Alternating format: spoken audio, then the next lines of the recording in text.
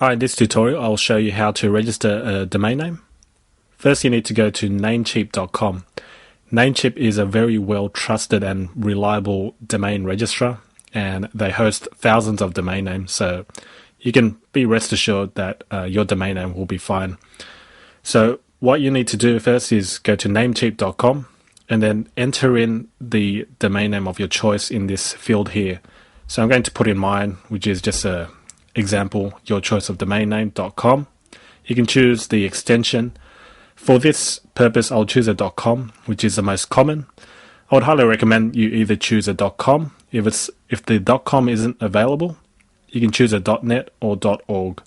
I don't recommend any other extensions as it's not quite as search engine friendly as a .com, .net or .org. So stick to .coms, .net or .org. Simply do a search and check if it's available. If it's available, then you can register it straight away. And as you can see, it's available and you can add to cart. Now, if it's not available, you don't need to worry. You can either choose a .net or .org, or you can choose a different domain name. So you can change it around in different variations of your choice. So if you want to go ahead and register your domain name, simply add to cart and follow these steps here. So I would simply go to Express Checkout and then simply fill in the form and make your purchase. This will guarantee you'll secure the domain name of your choice. So that concludes this video. How to set up name servers to point your domain name to your web host. Now the reason why you want to do this step is so that you can link your newly registered domain name to your web host. Now to do that, simply log into your Namecheap account, your domain registrar, and then go to Domains and Manage Domains, and you'll see a dashboard like this. Now click on the domain name you just registered and go to Domain Name Server Setup.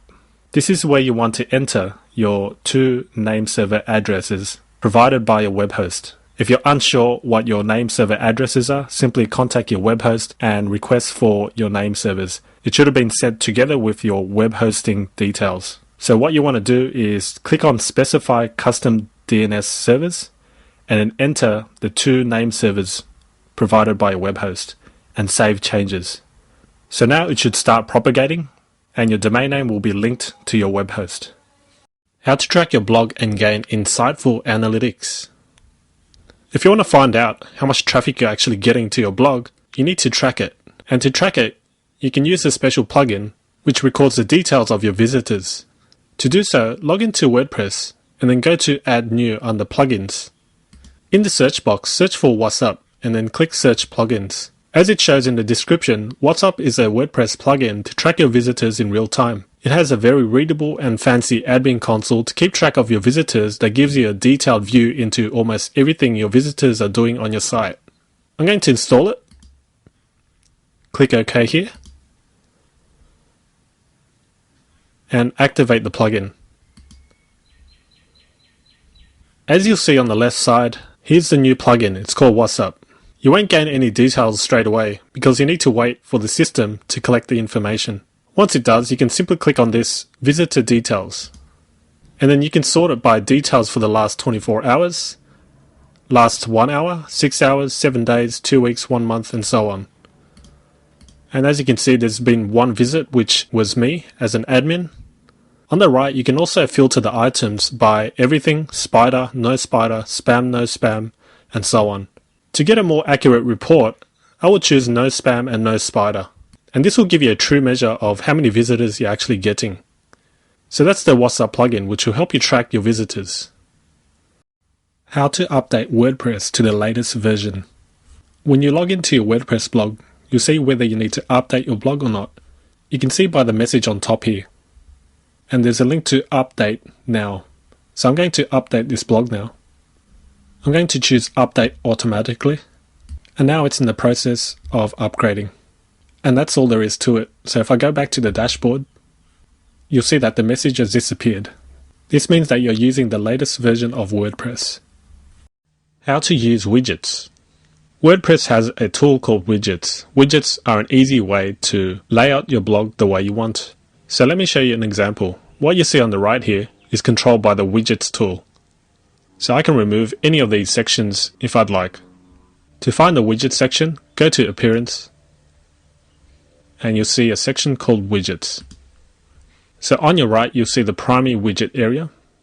Now this section here depends entirely on your WordPress theme. Some themes will have less widget areas, and some will have more. With this default WordPress theme, I've got 6 areas which I can customize. The primary widget area is basically the area on the right that you see here.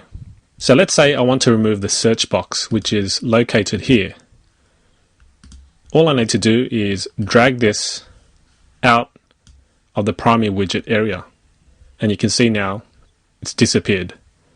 Now if I refresh, you see that the search box has disappeared. Let's say for instance I want to add the links widget. All I need to do is drag it and place it wherever I want. Now you're not limited to just placing it at the bottom. You can place it anywhere you want. Let's say at the top. It automatically saves for you, so there's no need to click any save buttons. If I click refresh, you can see the links now. You can also customize the title of each widget. So recent posts is currently called recent post. If I simply want to call it post, I type in post and save. Now when I click refresh, you can see now that it changed to posts. So you can easily play around and customize your blog using widgets. Web hosting. The reason why you need web hosting is to store your website files and images. To get started, go to hostgator.com. This is a very popular choice for web hosting and reasonably priced. So to register for web hosting, simply click web hosting and choose a plan. You've got your hatchling plan, baby plan, and business plan. The difference is the hatchling plan only allows one single domain name, meaning you can only host one www.yourdomainname.com.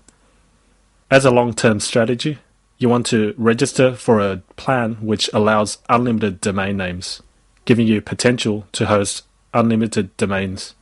The next plan above, the business plan, allows unlimited domain names with the added private IP and SSL certificate. This is more advanced. It's best to stick to the baby plan, which will give you more value for money and all the necessities to host your websites. To register, simply click Order Now, and you'll see this, choose a domain name. If you've already registered a domain name, simply enter your domain name in I currently have a domain name and enter it in this field, and then continue to step 2.